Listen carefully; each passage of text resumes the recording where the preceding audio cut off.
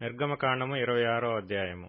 మరియు మందిరమునకు తుమ్మకర్రతో నిలువు పలకలు చేయవలెను. పలక పొడుగు 10 మూరలు, పలక వెడల్పు 3.5 ఉండవలెను. ప్రతి పలకలో ఒకదానికొకటి సరియైన 2 కుసులుండవలెను. అట్లు మందిరపు పలకలన్నిటికీ చేసి పెట్టవలెను. 20 పలకలు కుడివైపున అనగా దక్షిణ దిక్కున మందిరమునకు పలకలను చేయవలెను. మరియు నొక్కొక్క పలక క్రింద దాని 2 కుసుల 2 దిమ్మలను, ఆ 20 పలకల క్రింద 40 వెండి దిమ్మలను చేయవలెను. మందిరపు రెండవ ప్రక్కను అనగా ఉత్తర దిక్కున ఒక్కొక్క పలక క్రింద 2 దిమ్మలు, 20 పలకలను, వాటి 40 వెండి దిమ్మలు ఉండవలెను. పడమటి తట్టు మందిరము యొక్క వెనుక ప్రక్కకు 6 పలకలను చేయవలెను. మరియు ఆ వెనుక ప్రక్కను మందిరము యొక్క మూలలకు 2 పలకలను చేయవలెను. అవి అడుగున కూర్చబడి శిఖరమున మొదటి ఉంగరము దనుక ఒకదానితో ఒకటి అతికింపబడవలెను. అట్లు ఆ రెంటికి ఉండవలెను. అవి 2 మూలలకుండును. పలకలు 8, వాటి వెండి దిమ్మలు 16, ఒక్కొక్క పలక క్రింద 2 దిమ్మలుండవలెను. తుమ్మకర్రతో అడ్డకర్రలను చేయవలెను. మందిరము యొక్క ఒక ప్రక్క పలకలకు 5 అడ్డకర్రలను, మందిరము యొక్క రెండవ ప్రక్క పలకలకు 5 అడ్డకర్రలను, పడమటి వైపున మందిరము యొక్క ప్రక్క పలకలకు 5 అడ్డకర్రలను ఉండవలెను. ఆ పలకల మధ్య నుండి నడిమి అడ్డకర్ర ఈ కొస నుండి ఆ కొస వరకు చేరి ఉండవలెను. ఆ పలకలకు బంగారు రేకును పొదిగించి వాటి అడ్డకర్రలుండు వాటి ఉంగరములను బంగారుతో చేసి అడ్డకర్రలకును బంగారు రేకును పొదిగింపవలెను. అప్పుడు కొండమీద నీకు కనపరచబడిన దాని పోలిక చొప్పున మందిరమును నిలవబెట్టవలెను. మరియు నీవు నీల ధూమ్ర రక్తవర్ణములు గల ఒక అడ్డతెరను పేనిన సన్న నారతో చేయవలెను. అది చిత్రకారుని పని అయిన కెరూబుల గలదిగా చేయవలెను. తుమ్మకర్రతో చేయబడి బంగారు రేకు పొదిగిన 4 స్తంభముల మీద దాని చేయవలెను. దాని వంకులు బంగారువి, వాటి దిమ్మలు వెండివి. ఆ అడ్డతెరను ఆ కొలుకల క్రింద తగిలించి సాక్ష్యపు మందసము అడ్డతెర లోపలికి తేవలెను. ఆ అడ్డతెర పరిశుద్ధ స్థలమును అతి పరిశుద్ధ స్థలమును వేరు చేయును. అతి పరిశుద్ధ స్థలములో సాక్ష్యపు మందసము మీద కరుణాపీఠమునుంచవలెను. అడ్డతెర వెలుపల బల్లను, ఆ బల్ల ఎదుట దక్షిణపు వైపుననున్న మందిరము యొక్క ఉత్తర దిక్కున దీపవృక్షమును ఉంచవలెను. మరియు నీల ధూమ్ర రక్తవర్ణములు గల పేనిన సన్న నారతో చిత్రకారుని పని అయిన తెరను గుడారపు ద్వారమునకు చేయవలెను. ఆ తెరకు 5 స్తంభములను తుమ్మకర్రతో చేసి వాటికి బంగారు రేకు పొదిగింపవలెను. వాటి వంపులు బంగారువి, వాటికి 5 ఇత్తడి దిమ్మలు పోత పోయవలెను. నిర్గమకాండం. మరియు 5 మూరల పొడుగు 5 మూరల వెడల్పు గల బలిపీఠమును తుమ్మకర్రతో నీవు చేయవలెను. ఆ బలిపీఠము చచ్చౌకముగా నుండవలెను. దాని ఎత్తు 3 మూరలు, దాని 4 మూలలను దానికి కొమ్ములను చేయవలెను. దాని కొమ్ములు దానితో ఏకాండముగా ఉండవలెను. దానికి ఇత్తడి రేకు పొదిగింపవలెను. దాని బూడిద ఎత్తుటకు కుండలను, గరిటెలను, గిన్నెలను, ముండ్లను, అగ్నిపాత్రలను చేయవలెను. ఈ ఉపకరణములన్నీయు ఇత్తడితో చేయవలెను.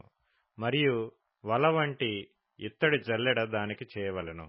ఆ వల మీద దాని 4 మూలలను 4 ఇత్తడి ఉంగరములను చేసి ఆ వల బలిపీఠము నడిమి వరకు చేరునట్లు దిగువను బలిపీఠము గట్టు క్రింద దానినుంచవలెను. మరియు బలిపీఠము కొరకు మోతకర్రలను చేయవలెను. ఆ మోతకర్రలను తుమ్మకర్రతో చేసి వాటికి ఇత్తడి రేకు పొదిగింపవలెను. ఆ మోతకర్రలను ఆ ఉంగరములలో సొనపవలెను. బలిపీఠమును మోయుటకు ఆ మోతకర్రలు దాని 2 ప్రక్కల నుండవలెను. పలకలతో గుల్లగా దాని చేయవలెను. కొండమీద నీకు చూపబడిన పోలికగానే వారు దాని చేయవలెను. మరియు నీవు మందిరమునకు ఆవరణము ఏర్పరచవలెను. కుడివైపున అనగా దక్షిణ దిక్కున ఆవరణముగా 100 మూరల పొడుగు గలదై పేనిన సన్ననార యవనికలు ఒక ప్రక్కకు ఉండవలెను. దాని 20 స్తంభములను వాటి 20 దిమ్మలను ఇత్తడివి. ఆ స్తంభముల వంకులను వాటి పెండె బద్దలను వెండివి. అట్లే పొడుగులలో ఉత్తర దిక్కున 100 మూరల పొడుగుగల యవనికలుండవలెను. దాని 20 స్తంభములను వాటి 20 దిమ్మలను ఇత్తడివి. ఆ స్తంభముల వంకులను వాటి పెండె బద్దలను వెండివి. పడమటి దిక్కున ఆవరణపు వెడల్పు కొరకు 50 మూరల యవనికలు ఉండవలెను. వాటి స్తంభములు 10, వాటి దిమ్మలు 10. తూర్పు వైపున అనగా ఉదయ దిక్కున ఆవరణపు వెడల్పు 50 మూరలు. ఒక ప్రక్కను 15 మూరల యవనికలుండవలెను. వాటి స్తంభములు 3, వాటి దిమ్మలు 3. రెండవ ప్రక్కను 15 మూరల యవనికలుండవలెను. వాటి స్తంభములు 3, వాటి దిమ్మలను 3. ఆవరణపు ద్వారమునకు నీల ధూమ్ర రక్త వర్ణములు గల 20 మూరల తెర ఉండవలెను. అవి పేనిన సన్ననారతో చిత్రకారుని పనిగా ఉండవలెను. వాటి స్తంభములు 4, వాటి దిమ్మలు 4. ఆవరణము చుట్టూన్న స్తంభములన్నీయు వెండి పెండె బద్దలు గలవి. వాటి వంకులు వెండివి, వాటి దిమ్మలు ఇత్తడివి. ఆవరణపు పొడుగు 100 మూరలు, దాని వెడల్పు 50 మూరలు, దాని ఎత్తు 5 మూరలు. అవి పేనిన సన్ననారవి, వాటి దిమ్మలు ఇత్తడివి. మందిర సంబంధమైన సేవోపకరణములన్నీయు మేకులన్నీయు ఆవరణపు మేకులన్నీయు ఇత్తడివై ఉండవలెను. మరియు దీపము నిత్యము వెలిగించున్నట్లు ప్రదీపమునకు దంచి తీసిన అచ్చము ఒలీవల నూనె తేవలెనని ఇశ్రాయేలీయులకు ఆజ్ఞాపించుము. సాక్ష్యపు మందసము ఎదుటనున్న తెరకు వెలుపల ప్రత్యక్షపు గుడారములో అహరోనును అతని కుమారులను సాయంకాలం మొదలుకొని ఉదయం వరకు యెహోవా సన్నిధిని దానిననుసరింపవలెను. అది ఇశ్రాయేలీయులకు వారి తరతరముల వరకు నిత్యమైన కట్టడ. నిర్గమకాండము 28వ అధ్యాయము. మరియు నాకు యాజకత్వం చేయుటకై నీ సహోదరుడైన అహరోనును అతని కుమారులను అనగా అహరోనును అహరోను కుమారులైన నాదాబును అబీహును ఎలియాజరును ఈతామారును ఇశ్రాయేలీయులలో నుండి నీ యొద్దకు పిలిపింపుము. అతనికి అలంకారమును ఘనతయు కలుగునట్లు నీ సహోదరుడైన అహరోనుకు ప్రతిష్ఠిత వస్త్రములను కుట్టవలెను. అహరోను నాకు యాజకుడగునట్లు నీవు అతని ప్రతిష్ఠించుదువు. అతని వస్త్రములను కుట్టుటకై నేను జ్ఞానాత్మతో నింపిన వివేక హృదయులందరికీ ఆజ్ఞయిమ్ము. పతకము, ఏఫోదు, నిలువుటంగి, విచిత్రమైన చొక్కాయి, పాగా, దట్టియు వారు కుట్టవలసిన వస్త్రములు. అతడు నాకు యాజకుడై ఉండునట్లు వారు నీ సహోదరుడైన అహరోనుకును అతని కుమారులకును ప్రతిష్ఠిత వస్త్రములను కుట్టింపవలెను. వారు బంగారును నీల ధూమ్ర రక్తవర్ణములు గల నూలును సన్ననారను తీసుకుని బంగారుతోనూ నీల ధూమ్ర రక్తవర్ణములు గల ఏఫోదును పేనిన సన్ననారతోనూ చిత్రకారుని పనిగా చేయవలెను.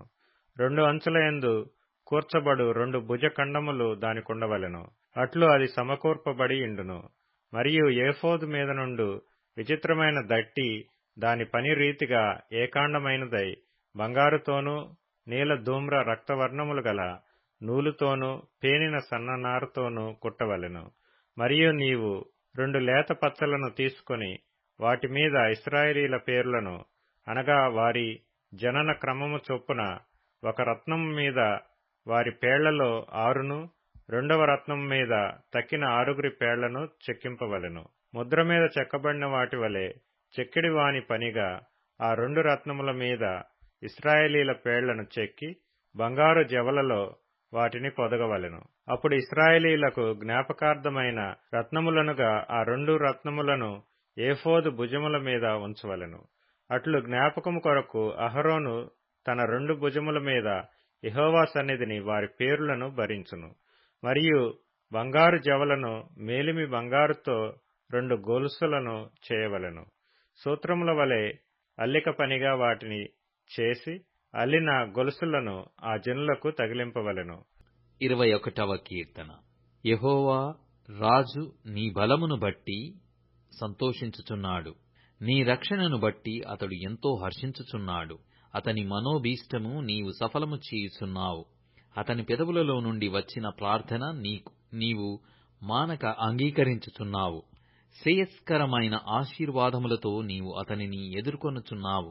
అతని తల మీద అపరంజి కిరీటము నీవు ఉంచియున్నావు. ఆయుస్సు నిమ్మని అతడు నిన్ను వరమడగగా నీవు దానిని అతనికి అనుగ్రహించియున్నావు. సదాకాలము నిల్చు దీర్ఘాయువు నీవు దయచేసియున్నావు. నీ రక్షణ వలన అతనికి గొప్ప మహిమ కలిగెను. గౌరవ భావములను నీవు అతనికి ధరింపజేసియున్నావు. నిత్యము ఆశీర్వాద కారకుడుగా నుండునట్లు నీవతనిని నియమించియున్నావు. నీ సన్నిధిని సంతోషముతో అతని నుల్లసింపజేసియున్నావు. ఏలయనగా రాజు యెహోవా యందు నమ్మకయించుచున్నాడు. సర్వోన్నతుని కృపచేత అతడు కదలకుండా నిల్చును. సామెతల గ్రంథం 4వ అధ్యాయము. నీ కన్నులు ఇటు అటు చూడక సరిగాను, నీ కన్నురెప్పలు నీ ముందర సూటిగాను చూడవలెను. నీవు నడుచు మార్గమును సరాలము చేయుము, అప్పుడు నీ మార్గములన్నీయు స్థిరములగును. నీవు కుడి తట్టుకైనను ఎడమ తట్టుకైనను తిరగకుము.